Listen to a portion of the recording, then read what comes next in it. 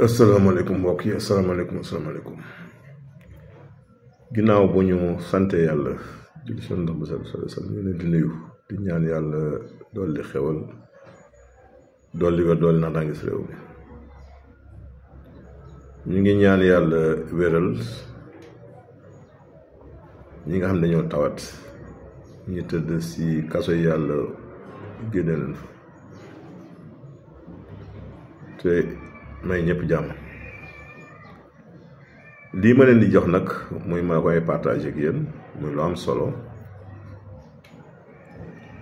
mooy seen soxna daf ma woo bitim réew barki démb naa Dubaay sax la nekk jaaxle woon lool nag ndax da doon tuur ndox bu bëri daal surtout guddi gi bu tëddee daal chaque minute presque mu jug tuur ndox dem sawi bi mu demee si hôpitaux yi gars yi seet gis ñu dara mu jaaxle lool fan yii yëpp nag woo na ma ba sonn jotuma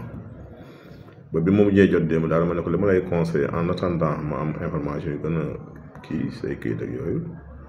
mooy booy tëdd guddi jëlal kaasu ndox nga tàggal ko mu xaw a tàng nga pejal si ñett doomu li ma nga naan mais ginnaaw yàlla daal bi mu ko jëlee nee na ma daal tey bi mu ma envoyé message vraiment bég na lool nee na ma tëdd na ba bët set jugul benn yoon sa pour ndox ma koy partagé nag ñëpp jot si te essayé ko ndax neewoon naa leen bu yàggul même xale yi tuur ndox di saw gu lal guddi bu leen dee jox ndox ak limon bu yàggee nañ bàyyi saw lal kon li ma leen si dolli rek mooy xale buy tuurati ndox guddi wala muy tëdd jëlal kaasu ataay rek nga def si ndox ba mu nu ko pajal ko si benn doom limon jox ko mu naan te bu ko mënee di naan lekk bëccëg gi mu tullanti ko muy ñaari yoon bu dee ba léegi xale bi saw lal mën nga sungufu njàndam mooy la Bosnia sénégalensis njàndam sungur bi soo tibbee xaaju kuddu bu ndaw rek defal ci kaasu ataay def ndox bu tàng segg jox ko mu naan loolu baax na si xale buy faral di sawlal yeneen laaj bi jotoon a jaar nag mooy nerf sciatique jaar na fi lu bëree bëri reenu caxat ak reenu mbante maare ngay boole bu nekk juróomi reen baxal ko si liitam ndox di ko naan par genn wàll kaas boo ndékkee boo añee boo reeree ñi jàmbat si biir émission bi aussi